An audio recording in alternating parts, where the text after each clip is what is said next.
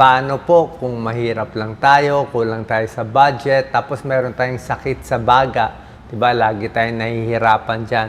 Ano magagawa nating home remedies, bukod sa syempre gamutan ng doktor, para sa sakit sa baga, ano yung mga best foods na dapat kainin, at ano rin yung mga pagkaing medyo bawal or bad foods para sa baga. Tuturo po natin lahat ngayon para matulungan yung kababayan natin. Maraming klaseng sakit sa baga. Ito yung baga ng healthy na tao, maganda, pink.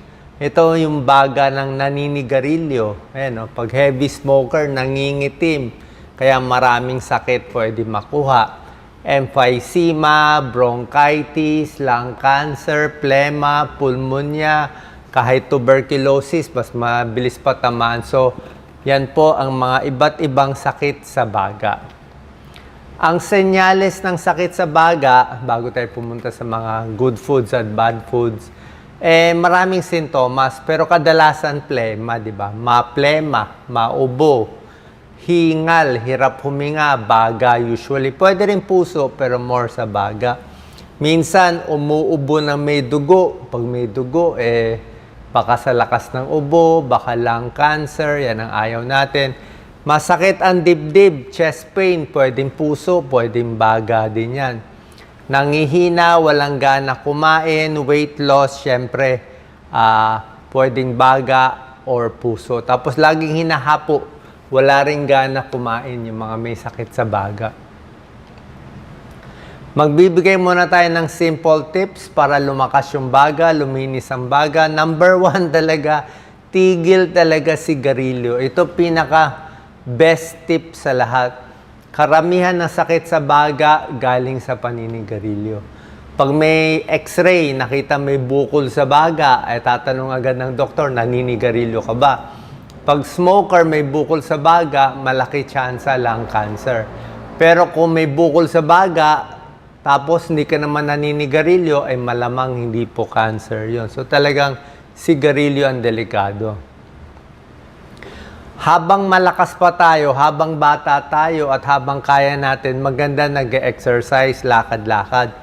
Kahit lakad-lakad lang, mas naglalakad, mas gumaganda circulation, mas bumibilis ang hinga natin, napapractice yung baga. So, pag hinihingal tayo, napapractice yung baga, lumalakas ang baga at puso. Pero kung medyo may edad na, walking na lang o mabilis na lakad, mabagal na lakad sa patag, pwede na yon. Iwas sa sigarilyo at pollution. Ayan, nakamask siya. Maraming kotse, maraming usok, maraming nagsisiga kasi yung mga baga ng taong nasa city, sa syudad, mas madumi yung baga. Mas maganda nga yung baga ng mga taong nasa probinsya. Iwas infection. Mas maraming infection, din naghuhugas kamay, mas madalas tinatamaan ng pulmonya yung baga, mas ayaw natin. At syempre, dapat hihinga ng malalim. Yan, hinga malalim, bilang 4 seconds, pigil mga 3 seconds bago exhale. Kahit 5 minutes hinga para i-practice yung baga, dumami yung oxygen sa baga. Tapos, syempre, ito yung topic natin, may mga pagkain nakakalala, di ba? Hindi naman totally bawal, pero iiwasan natin kasi nakakasama to sa baga.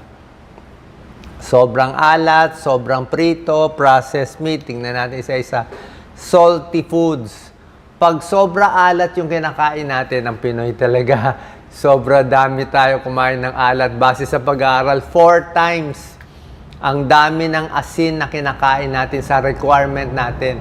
So, requirement ng katawan natin, palagay ko, 2,000 milligrams lang. Pero ang Pilipino, at least 8,000 milligrams ang kinakain na dami ng alat.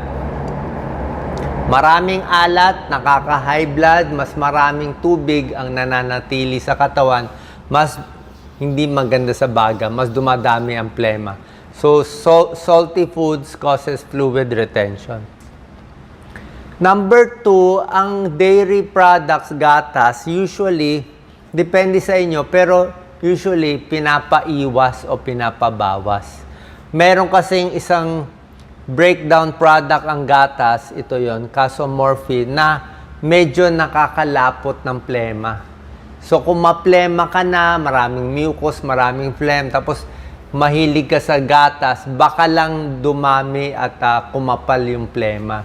So baka iwas-iwas muna. Tubig muna, prutas, gulay, yun na lang muna. Depende sa inyo. Baka mapaubo ka lang lalo eh. Number 3, syempre mga processed meat, mga ham, salami, hotdog, lahat to processed meat. Meron kasing nitrates eh. Itong nitrates, ayaw natin to. Medyo sa pag-aaral, more nitrates, mas na-hospital yung mga emphysema. Hindi nila ma-explain. I think baka reaction sa baga, maraming preservatives, ayaw ng baga. Siyempre, soft drinks, matatamis. Ang problema kasi sa carbonated, di ba? Kaya nga masarap ang soft drinks kasi nga maraming carbonated eh. Maraming bumubula, kaya burp ka ng burp. Ang problema, sa soft drinks, medyo lalaki ang tiyan mo. Mahahanginan, baka hindi ka gano'ng matunawan. So, pag lumaki ang tiyan, hirap yung baga. Pag makulo ang tiyan, hirap yung baga, di ba? Gusto ng baga, relax yung tiyan mo. Ganon din sa fatty foods, fried foods, prito, fast foods. Pag very oily, very fatty, mahirap din ang digestion. Matagal yung pagkain sa tiyan, nagbo-bloating, kinakabag. So, pag kinakabag ka, puro hangin ng tiyan, naiipit yung baga. Diba? Pag ang laki ng tiyan natin, hirap tayo huminga. So, pag hirap tayo huminga, may sira na yung baga, may emphysema, may hika, may bronchitis, lalong mahirapan huminga. Plus, hindi rin maganda, syempre, fatty foods, nagbabara din sa ugat, sa puso. So, pag may problema sa baga, mas konti ang kakainin. Tulad na sinabi ko, kahit healthy kakainin mo, wag din sobra dami. Pag busog na busog ka masyado, di mapupuno ang tiyan mo, mahirapan ka rin ulit huminga. Di ba? So, dapat yung kain mo, mas madalas 4 times, 5 times a day, pero mas konti, para hindi busog na busog, para mas makakahinga ka ng maayos. Okay? Dapat sapat na tubig din. Mas maraming tubig iniinom, mas lumalabnaw yung plema. Diba? Hinga ka ng hinga, na dehydrate. So, mas maraming tubig, mas lumalabnaw yung plema. Maganda. Eat small meals. Pag kumakain, dapat nakaupo straight. Pag nakaupo, better, mas nakakahinga tayo. Huwag kuba. Tsaka iwas sa pagkain, nakakakabag, nakakahangin sa tiyan. Ayan, no? Usually, mga chichirya nakakahangin, diba? Salty na, diba? Maalat. Ito naman. So, alam nyo na yung mga bawal, ha? Ano naman yung mga magandang pagkain makakatulong sa baga? Ito. Pampalinis, pampalakas ng baga. Ang secret dito sa 10 foods na pampalakas ng baga, yung kulay niya. Ang kulay niya either very yellow, very orange, very red. Yellow, orange, red. Very bright. Lycopene, carotenoids, antioxidant. Yan ang ginawa ng Diyos. Mas maganda yung kulay, mas maganda sa baga, mas hindi nasisira yung baga, mas umahaba ng buhay. Mahaba ang buhay na may sakit sa baga. Katulad nito, orange ang color, o turmeric, luyang dilaw. May pag-aaral, marami siyang curcumin. 2,400 people pinag-aralan, mas marami nitong intake ng turmeric, mas gumaganda yung function ng lungs. Kahit yung mga smokers, lumalakas yung function ng lungs. So, kung may luyang dilaw, healthy din yan. Bawang. Bawang, alam natin, di ba? Pwede sa high blood, konti, may tulong. Sa cholesterol, may tulong. Anti-inflammatory, antioxidant, maganda talaga ang bawang. Pwede sa asthma, bronchitis, lung cancer. Siyempre, hindi naman talaga panggamot sa lung cancer. Pero, may tulong din yung pagkain nito. Okay? May tulong din. Yan, oh, garlic.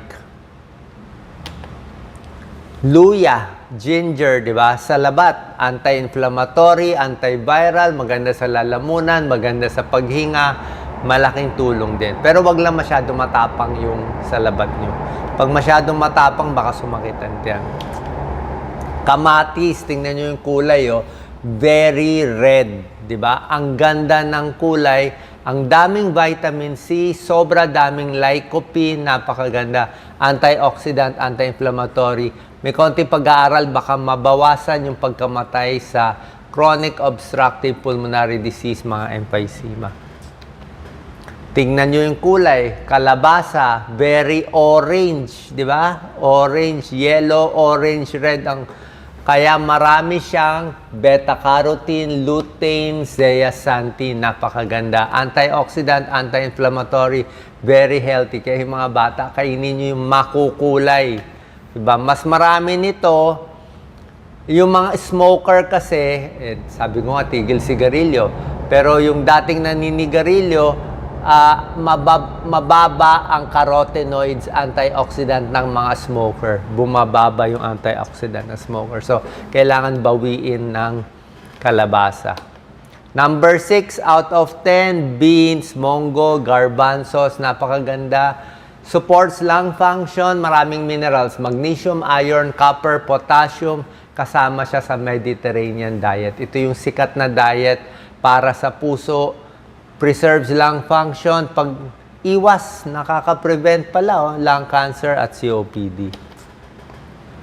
Omega-3 fatty acids, dilis, anchovies, mga fatty fish, napakaganda.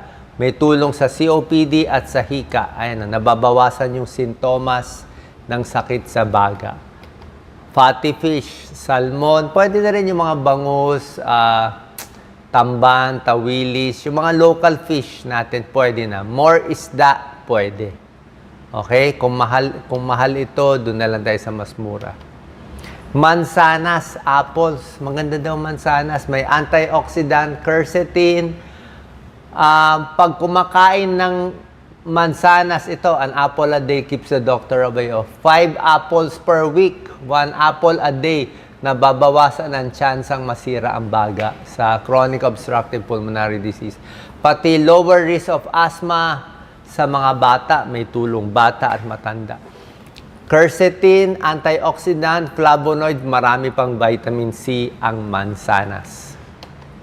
Number 10, tulad na sinabi ko sa inyo, ang ganda ng kulay, yellow, orange, red, di ba? Kaya pag nakita mo yan, sobrang taas sa vitamin C, sobrang taas sa antioxidant para talaga sa baga. Ayan, one serving nito, 169% na ng recommended vitamin C for the day mo. Okay, so yan ang mga good foods, tapos yung mga dapat iwasan. At sabi ko, para luminis ang baga, yung paghinga, napakahalaga. Minsan sa paghinga, dapat left side, right side, para sa mga barado, sa mga may sinus. Ito, ginagawa na may sakit sa baga, pursed lip breathing, paghinga, gamit ng ilong. Mas maganda huminga gamit ng ilong. May nitrous oxide yan may special na pampaluwag sa baga. Pigil, exhale sa bibig, at pwedeng pursed lip. Parang nagbo-blow ka sa stroke.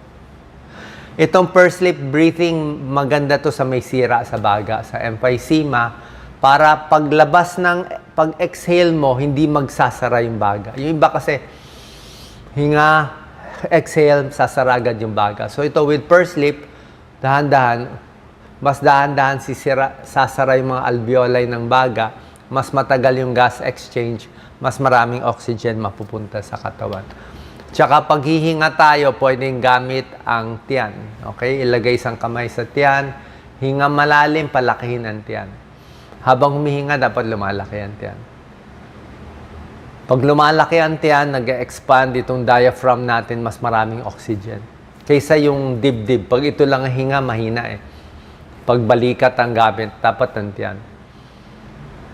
Pwede nakaupo, pwede nakahiga. Yan ang pinapalaki ang tiyan. Okay, coordinated breathing. Half puff, pag-uubo, dahan-dahan lang. Huwag isang malakas na ubo, dapat hatiin mo sa tatlo. Parang, gano'n lang. Huff, huff, huff, tatlo lang. Huwag yung isang malakas, kasi pag isang bira, baka mag-crack ang ribs, baka mag-loose-loose, baka may pumutok eh. Huwag sobrang pressure, konting control. Okay, sana po nakatulong to para alagaan ang inyong baga. Pero syempre, pupunta tayo sa pulmonologist, lung specialist. Syempre, susundin natin yung gamot nila, kung anong binigay sa inyong antibiotic, gamot sa baga, sa hika. Pero itong mga home remedies, makakatulong din sa inyo. God bless po.